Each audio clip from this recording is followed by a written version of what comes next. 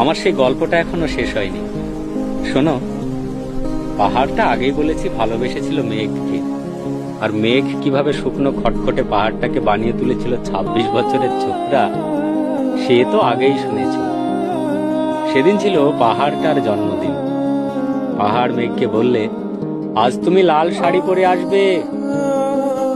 মেঘ পাহাড়কে বললে, আজ তোমাকে স্নান করিয়ে দেব চন্দন জলে।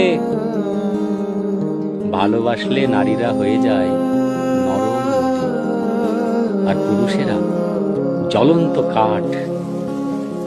সেইভাবেই মেঘ ছিল পাহাড়ের আলিঙ্গনের আগুনে, পাহাড় ছিল মেঘের ঢেউ জলে।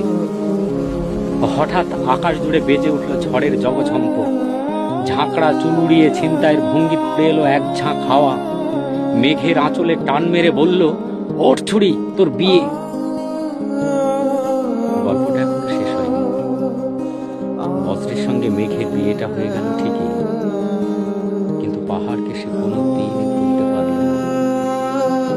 বিশ্বাস না হয় তো চিরে দেখতে পারো পাহাড়টার হাড় পাঁজর, সেখানে থই থই করছে